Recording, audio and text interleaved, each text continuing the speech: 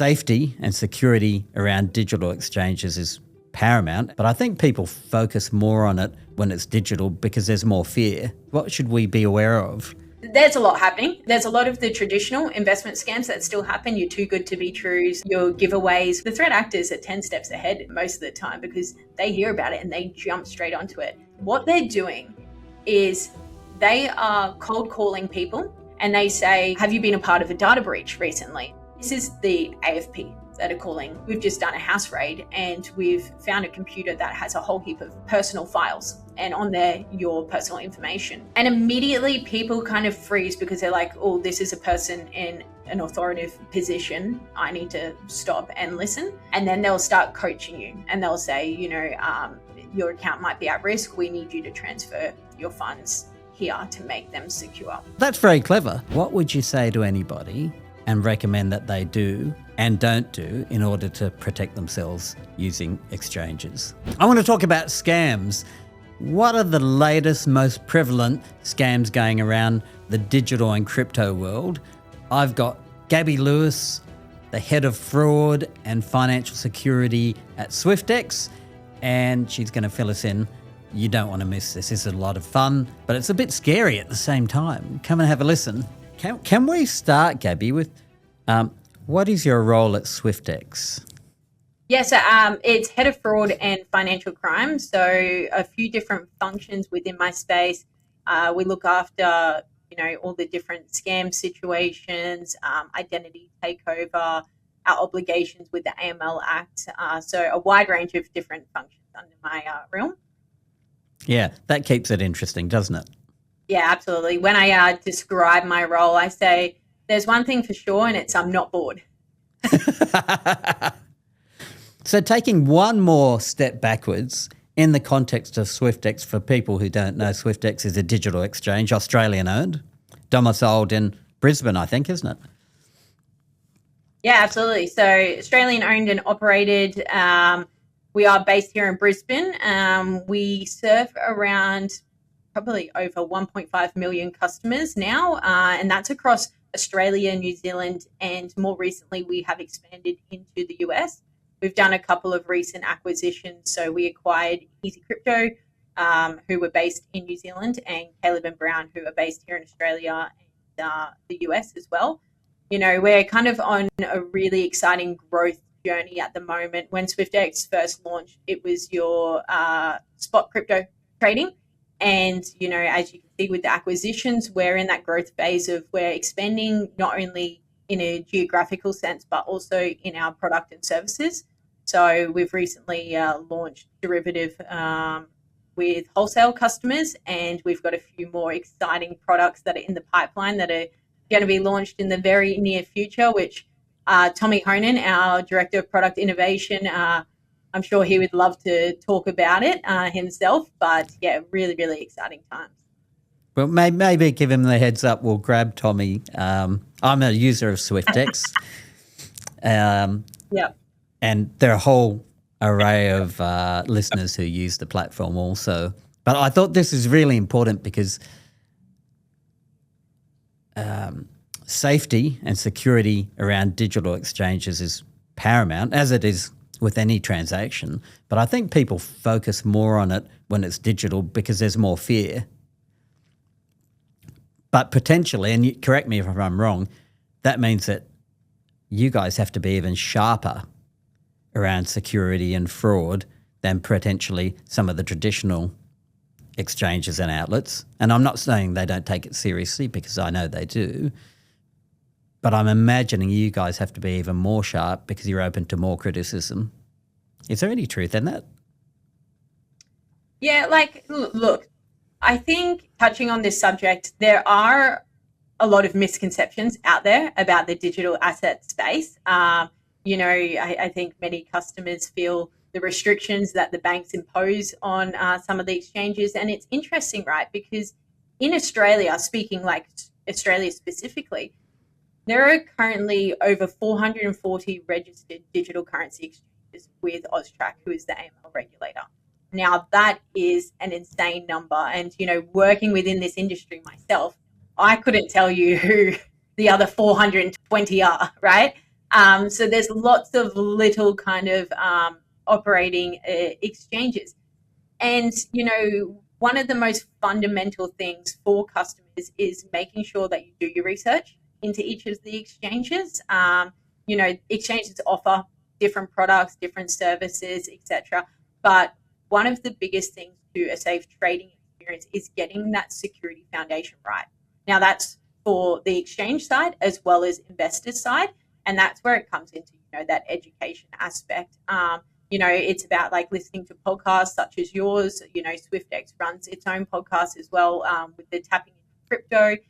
And around like those misconceptions is people commonly think that the words crypto and secure don't belong together. And they're a bit scared, to your point before, when we speak about like the digital assets world. And, once money goes out in crypto, you can't pull it back and whatnot. And, even coming from a risk background myself, like I am a massive advocate for the digital asset space. There's many different real world use cases. The technology is actually truly incredible. There's very unique opportunities that exist within our space that don't currently exist elsewhere, or prove to be difficult. When you speak about sending money overseas, the ability to send it quickly and at lower fees is incredible, which you can't get in the traditional sense, or where it's difficult in the traditional sense. But I think what happens commonly is the media will jump onto the, as we say, juicy stories.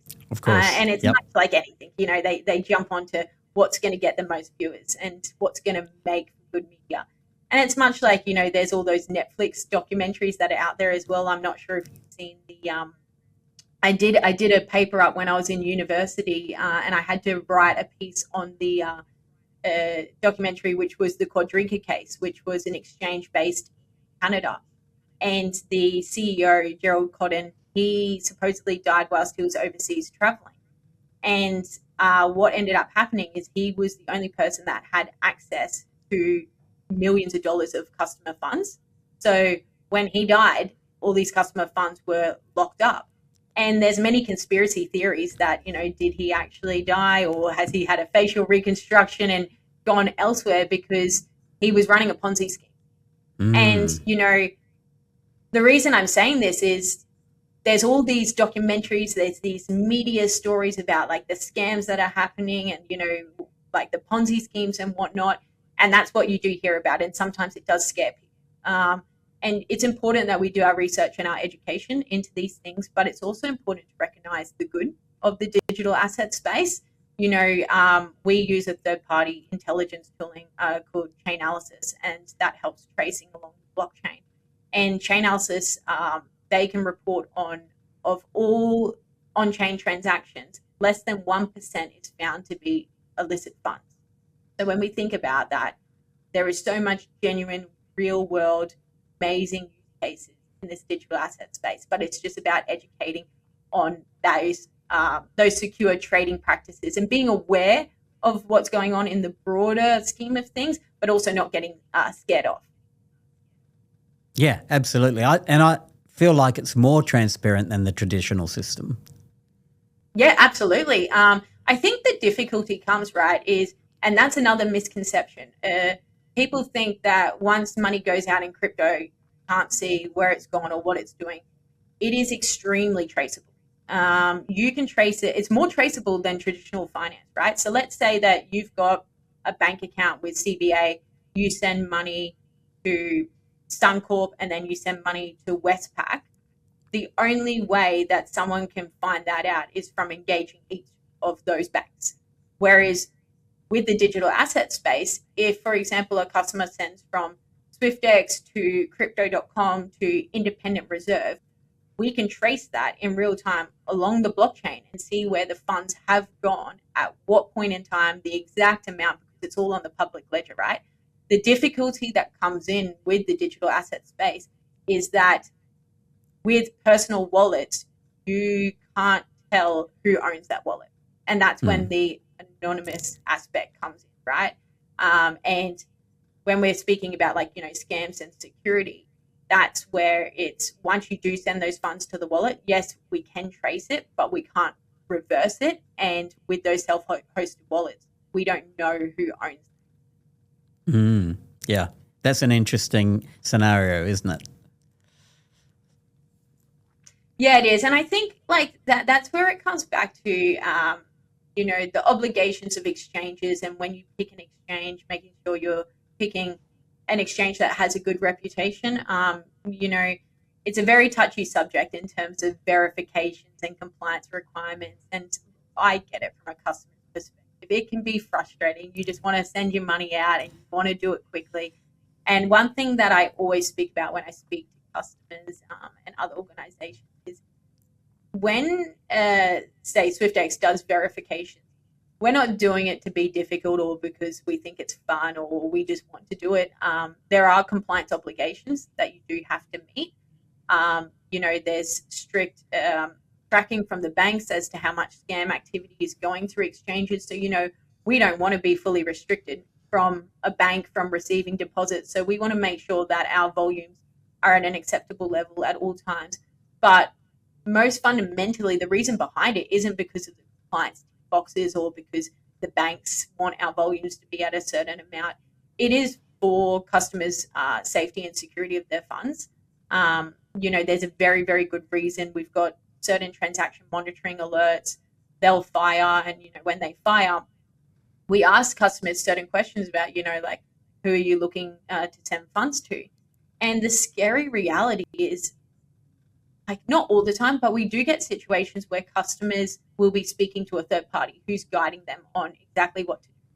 And I think it's an interesting aspect, right? Because around that education front, there's many educational. There's a difference between being a part of an educational group that, speaks about the market and, trading and speaks about their journey and whatnot. There's a difference kind of between educating on the fundamentals of crypto and how to engage in investing in crypto and whatnot. Difference between that than someone telling you exactly what to do.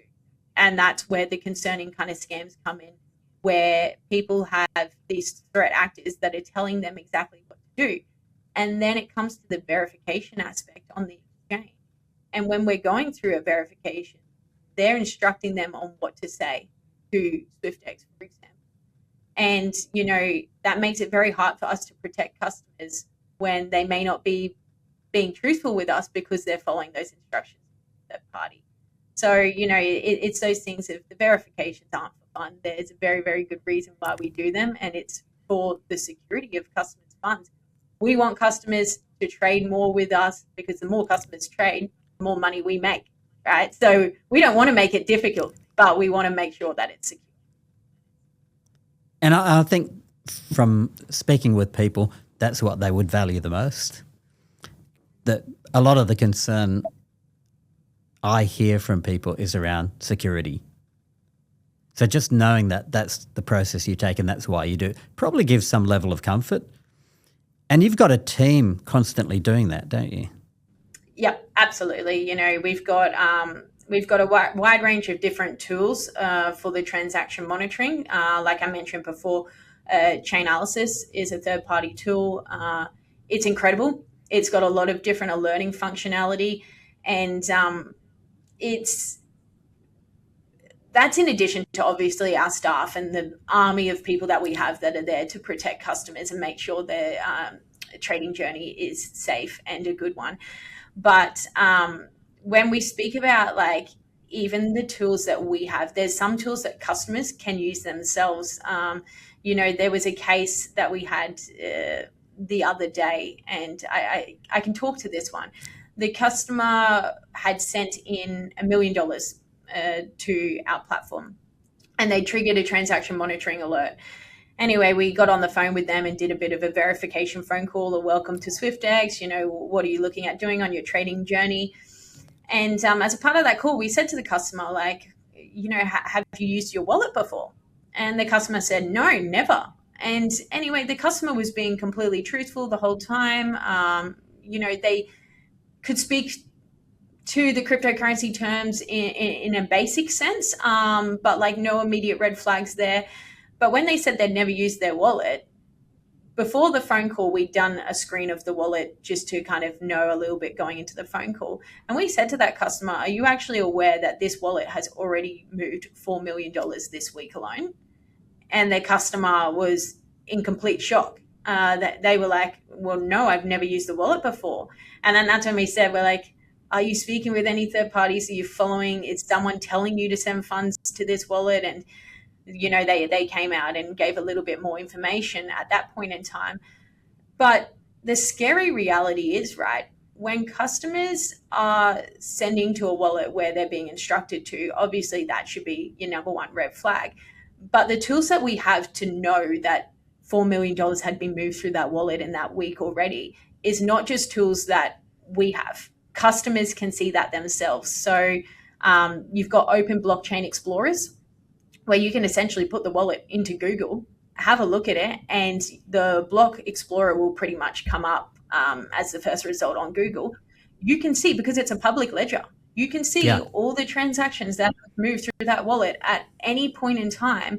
And all it takes is for people to search the wallet. If you are, again, speaking with anyone and it's not solely your wallet that you have sole control of, have a look at it and you can see, is it a brand new wallet, or is there $4 million that has gone through it this week?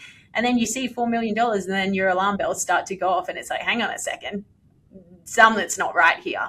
So, it's kind of some basic tools that people can use for free. And it's about kind of slowing down. And again, back to that educational aspect, understanding exactly what you're doing. And, when I speak to understanding what you're doing, when I put it into basic terms for some people, I say, would you just go and hand over $2 million to buy a new house tomorrow? And most people would go, no, like I do my research into the suburb, understand, what's my actual investment strategy with purchasing that property, what's the growth of this suburb, et cetera, et cetera. Most people use real estate agents as a third party to help facilitate that transaction. Same goes for trading, right? No matter if it's in like cryptocurrency or, stocks or whatever it is that you're investing in, do your research beforehand. Actually understand what you're putting your money into. And sometimes when it's in that digital sense, people can get a bit click happy, I say. But it's just that slow down and understand your actual investment strategy and what you're doing, particularly if you're moving large amounts of money. Yeah, fantastic. So what else is going on in the space? What should we be aware of? What are the latest things that are happening? There's a lot happening. I think, there's a lot of the traditional investment scams that still happen. Your too good to be trues, your giveaways where it's like people think that Elon Musk giving away a whole heap of XRP. And I tell you what, I'm the biggest fan of XRP. Absolutely love XRP. But there's no way I would think that Elon Musk is just going to give me some. So, you've got scams like that that's happening. Your online employment scams, which I can talk to a little bit later if you're interested in digging into that. But, you've got your threat actors. I describe them as the best entrepreneurs. They are the first people to jump onto the shiny new toy. They're faster than us, people starting up legitimate businesses. The threat actors are 10 steps ahead most of the time because they hear about it and they jump straight onto it. You've got AI technology, which makes things a little bit more difficult from a scam perspective, but also it helps with detection. You've got voice AI, which is pretty scary, and I've spoken on that in the past a bit, and I won't go too far into detail on that. But with voice AI, all it takes is 3 seconds for someone to capture your voice and be able to impersonate it. So when we pick up the phone and we go, hello, Gabby speaking, that could be enough for these threat actors to be able to impersonate my voice and then contact my loved ones, my friends, and use my voice to scam them, which is quite scary in a sense. Yeah. And it's like, AI is just going to keep getting better and better as they train the models. But there are kind of two threats that I'd love to unpack with you today, which they're kind of interesting ones, and I think they're very relevant for the audience. The first one, and you and I spoke a bit on it the other day, is around the AFP impersonations. And they are scary. Like, in true fact, it's scary. And what happens with these is, with all the data breaches that's going on in the world, there was the Optus data breach. There's been a few others. Contact details and personal information is out there everywhere, right? And what these threat actors do is they grab a list and they use it to go through and start doing some cold calls. This recent trend, and you can read about it on the AFP website, it's all over LinkedIn as well, kind of warnings about it. What they're doing is they are cold calling people, and most of the time all they have is these person's name and phone number. And they say, look, have you been a part of a data breach recently? And people will probably go, oh, yeah, maybe the Optus one or one of the big ones. I was probably a part of that. Everyone's details are out there these days. And then they go, oh, okay, well, we've just done, and it will go somewhere along these lines, we've just done a house raid and we've found a computer that has a whole heap of personal files. And on there, your personal information was found. And people immediately go, oh, okay, like what? And, this is the AFP that are calling these people. So they ring up and introduce themselves as, I'm Nick from the AFP. Yeah. And immediately people kind of freeze because they're like, oh, this is a person in an authoritative position. I need to stop and listen. And what they're actually doing is they're exploiting legitimate systems. So the Report Cyber website, where you report a cybercrime, they are actually going in there and reporting a cybercrime report, right, on your behalf. They then get a reference number, which is a legitimate cybercrime report reference number. So when they call you and they introduce themselves like what you just described, they'll give the reference number of the cybercrime report, and they'll say there's been a cybercrime report reported on your behalf. We can send you a copy after this. They'll then kind of start fishing for information. They'll say, do you have any cryptocurrency accounts? People will go, yep, I'm with Swyftx, I'm with crypto.com, whoever. And then they'll start coaching you and they'll say, your account might be at risk. We need you to transfer your funds here to make them secure. The scary part of all this is the exploiting of the legitimate law enforcement systems and creating legitimate reference numbers for a report, even though it's a falsified report. Secondly, they send a follow-up email that has like the AFP logo. And honestly, to the untrained eye, it is very good. It is extremely sophisticated. It looks very good. And they play on that sense of urgency, right? It's like people think because law enforcement are calling me, I need to drop what I'm doing. I need to do whatever they say. And it's like when you, I laugh about it. It's like when you get pulled over when you're driving and you're getting breathalyzed and you know that you haven't had any drinks that day. I'm just driving home from work, but you're immediately a little bit on edge, like, oh gosh, I'm getting breathalyzed here. So it's like the same sort of thing. It's like the police are calling me. I need to stop and listen. Well, we're trained that way, aren't we, as a community? Yep, and then, absolutely. And then that's very clever, legitimizing their activities by giving a reference number that you can actually go online and check and go, oh, yeah, that's right. It's true. Yep, absolutely. And one of the biggest things I say with that is always hang up the phone and then go on to the legitimate website and just say, look, no worries. A lot of scams happening these days. I'm going to call you back on the website phone number. And I think what people need to remember as well is, even though it's law enforcement, if they're calling you with this, you're not an offender. You haven't done anything wrong. You're not obliged to stop your working day and respond to this. They also have everyone's addresses, everyone's contact details. If it is a legitimate, urgent request, they will get in contact with you. They're not going to kind of cold call you and start asking irrelevant personal details. So it's always just take a moment, slow down, and actually think, does this phone call make sense? And it's like anything. Your bank calls you, an exchange calls you, law enforcement calls you.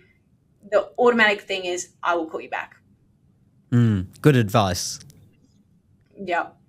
Do you have any other questions on the AFP kind of threats that are happening at the moment? I think, again, Yeah, it's so one what of do those they ones actually where do? What do they actually do in that AFP scam? So do they actually coach you to take money out of your crypto wallet and send it to them? That's a scam. Yeah, absolutely right. And that's where it gets hard from a detection capability perspective. You know how I was saying before, we've got transaction monitoring, we've got an army of team that work here to protect customers. But where it gets very difficult for exchanges, and it's the same if customers decide to store their funds on an exchange or self-custody their funds, which, you know, it's up to personal preference what people wish to do. There's considerations of both of those. Where they coach you to send your funds out, no one can really protect against that because you're going in there and you're moving the funds yourself. So, you know, if there's detection capabilities around new login from a new device or a new IP outside of Australia or something like that, none of that's going to happen because you're logging in and you're moving the funds yourself. So it's very difficult. But like, that's where it comes down to. Your bank and your exchange will never, ever ask you to move your funds and give you an account or a wallet address to move your funds to. Never, ever. Yeah, I think that's a key thing to remember, isn't it? Absolutely. And again, if you're ever unsure, hang up, stop the conversation, go into the legitimate channels and ask the question. Yeah, great. So you were telling me of another case as well, a different type of scam, and a couple of fairly disturbing things that go on. Yeah, definitely. So I think, and again, like when we're speaking to this today, it's not to scare people. Back to the point, you know, less than 1% of all on-chain transactions are illicit. Digital assets are incredible. This is just about to educate what's out there and, you know, to learn those safe trading practices. This other one that I was kind of mentioning to you is called a address poisoning attack. And anyone can actually Google Chainalysis, the third party I was mentioning that we use for our intelligence tracing and tooling. And Chainalysis have a couple of papers up about address poisoning, which is super interesting. And I remember when I first started, I didn't really know much about it. And it's one of those things that's ramping up. Historically, you haven't seen a lot of it, but it's becoming more and more prevalent. And the reason I kind of want to speak to it is there was actually a case in the media a couple of weeks ago, and you can Google this one as well. I'm not sure which exchange this user was using, but they lost $12.4 million, I think it was, from memory to an address poisoning attack. And when I describe how it kind of works is what happens is normally these threat actors, it's tricking you into a copy and paste scenario, right? They'll normally watch your transactions, your wallet, because again, it's all on the open blockchain for a couple of months. And when people transfer to their wallet, what they typically do is they'll copy and paste their wallet address because, as we know, it's a whole string of characters. Sure is. You can't really remember that, and typing that out every single time, like it's a lot of work, right? And what people do is they'll check the first 4 digits and the last 4 digits, and they'll be like, yep, first 4, last 4, that matches my address, kind of all good. The threat actors is they use a special tool, and what it does is it generates what's called a vanity address. And that vanity address will have the same start and end as your one, and it will just change a few characters in the middle. So again, you're moving quickly, you're copying and pasting, you're not going to pick up on this, right? They will then send you a tiny transaction or even a zero value transaction from their fake address to your wallet. because their fake address is now associated with your wallet because it has transacted with it, the next time you go into your transactions, it is going to appear there at the top of the transaction list. And then people are going and copying the most recent address at the top of the transaction list to send their money to. So when we speak about it, it's not that your address has been hijacked or like is breached or anything like that. It is simply that they are essentially impersonating your address via changing a couple of middle characters, and then they're tricking you into sending to the fake address instead of your real address. And again, the scary reality is you had that person a couple of weeks ago sent $12 million. And when we kind of speak to how do we avoid this, because it seems pretty sophisticated, you know, most people probably would copy and paste. The way that you kind of avoid this, and again, it's coming back to those lessons learned, is having an address book where you have your addresses securely stored in that address book. And anytime you're going to transact to it, only copy and paste from your address book, not from your transactions list. And then secondly, you know, with that $12 million, to me, you'd be sending a test transaction first. If you're going to send that amount of money, go in there and send $5 and make sure it is received okay and it's going to the correct address, and then do your larger transaction. So, you know, I think, again, it's a pretty scary reality. These sorts of threats are out there, and they're not ones that you hear about. Like the ones we're hearing about in the media is so-and-so lost $5 million to an investment scam. And again, they are really bad. And we need to educate on those. But it's more these sophisticated threats that I'm really interested in trying to educate people about, because they're the ones where you do see the larger amounts of money that are lost. Because these threat actors with the address poisoning, they're watching on the blockchain, and they're watching ones where customers are transacting large amounts, right? So the loss is going to be even more extreme. Yeah, wow. That's very clever when you think about it. I do copy and paste, but I do read back all of the digits because there are too many. And I know if I type it, I'll get it wrong. So I do copy and paste, but I read back the digits to make sure. And I do exactly what you say. It's not that I transfer millions of dollars. I don't. But I'll still transfer $1 or $5 or something just to see that it gets to where I intend it to go first every single time. Yep, absolutely. And I think it's like it comes back to we can trace the crypto, but we can't reverse it. And normally when the threat actors are stealing money, they'll be offshore, to my point earlier around the incredible opportunities within the digital asset spaces. You know, you can send funds overseas really quick, low cost, but that's where threat actors also rely upon that, is that the how fast it can move in this space. So, you know, and in those circumstances as well, it's most of the time it's when it's in those self-hosted wallets and you've got no exchange or anything, like you are the sole person that's responsible for the security of your personal wallets. So it's really important that, again, if we are doing the copy and paste, like you said, we are checking each of those individual characters. And I know it kind of seems extreme, but, you know, if it's going to save your money, it's definitely worth it. Definitely. So stepping back a bit, saying, well, for the most part, the majority of transactions are fine. For the most part, the people using exchanges and trading, they're all fine. But it's this small percentage we've just got to be mindful of. So in summary, what would you say to anybody and recommend that they do and don't do in order to protect themselves using exchanges?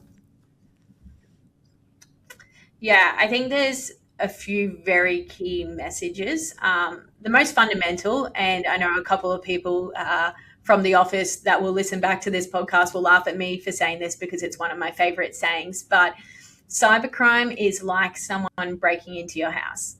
The answer is improve the locks on your front door. But those locks won't work if the owner of the house opens the front door. And that's kind of where your investment scams, your giveaway scams, etc. happen. So first and foremost is let's set the foundations for security. We need to make sure that we're using unique passwords. We're using password managers. We're putting multi-factor authentication on all of your online accounts, particularly where you have money, your bank accounts, your exchange accounts, etc. So protect the locks on the door of your account. Secondly is be careful when opening the door to your account. And that's where it comes down to that aspect of what we were just talking about before. When you're instructed to move money out, that's you opening up the front door. Question everything, come in. Again, if you're using an exchange, ask the live chat support. We love when people come in asking questions about, I've come across this opportunity, can you have a look at it for me? Like, that's what we're here for. We love having a look, and like, if it's a legitimate opportunity, we're going to jump at encouraging that. Absolutely. I think that's the first and foremost. Secondly, then it comes down to never share your passwords, your OTP codes, your PIN codes, none of that information. No legitimate bank or exchange will ever ask for those personal details. And what comes with that, again, is if someone is asking you to transfer your funds out, that will never happen as well. The last one I want to touch on is those cold calls. There's a lot of phishing going around, like the impersonation of the AFP, like I said, as well as general phishing calls, pretending to be your exchange. There's ones that go around pretending to be Ledger. It's not specific to an exchange or a self-hosted wallet or anything like that. It's happening everywhere. Again, never give any information out over a cold call. Question why you're receiving a call out of the blue, and always hang up and say, I will contact you back myself. And if they offer to give you a phone number to call back, don't call back that number. Go onto the website and call back the approved phone number that's actually on the proper website. Yeah, that's great advice. And something occurred to me when you were speaking. If you're a customer of Swyftx and somebody asks you to do something, you can always ring up Swyftx and ask them, do you think this is legitimate? Yeah, absolutely. So we've got a OTC desk and an account management team as well.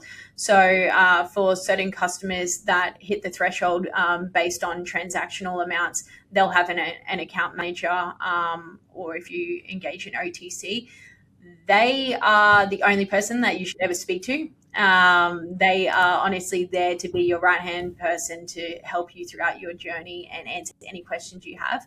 For any customers that don't meet the account manager or OTC threshold, come into our live chat, again, only through the approved app or the verified website, and you can request a phone call. And like I mentioned earlier on in the chat, we've got a verification team that do these verification phone calls, and, their job is to welcome people to Swyftx, answer their questions on, any opportunities that they want to engage in that they're not sure. And, like I said, we love, the more questions, the better. Oh, that's awesome. Thanks, Gabby. Appreciate your time. That was a bit alarming and educational all at the same time. Absolutely. But that's the fun of it, isn't it? We get to learn what's really going on. Absolutely. And that's one thing I say as well. We recently, well, actually not recently, a little while ago, we released a scam learn and earn. So I'm not sure if you've seen our Learn platform, but on there we've got a whole heap of different modules. There was some ledger giveaway, a few other things. And what it's designed to do is incentivize customers for learning about different cryptocurrency fundamentals. And we actually, it was funny because it's like, most people don't think on like a Wednesday night, I'm going to go home and I'm going to learn about scams. It's not the sexy topic.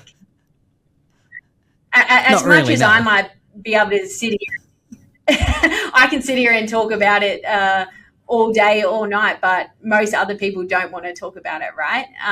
So it's like, how do we encourage people to want to learn about safe trading practices, what scams out there, and just increase that educational awareness. So we did develop the Scam Learn and Earn course, where we were rewarding users with $10 worth of Bitcoin for completing a short course on scams and enabling multi-factor authentication. That course has expired now. We're looking at getting a new security course up and running soon. So keep your eyes peeled. But, you know, they're so worth it. And that incentive of giving out those rewards, even though it costs the company a little bit of money, it goes a long way in building the trust with customers, and showing that, you know, Swyftx is the platform that will go above and beyond to protect customers and help with that educational awareness. Yeah, that's so cool. That is excellent. All right. Again, thanks. That was really great.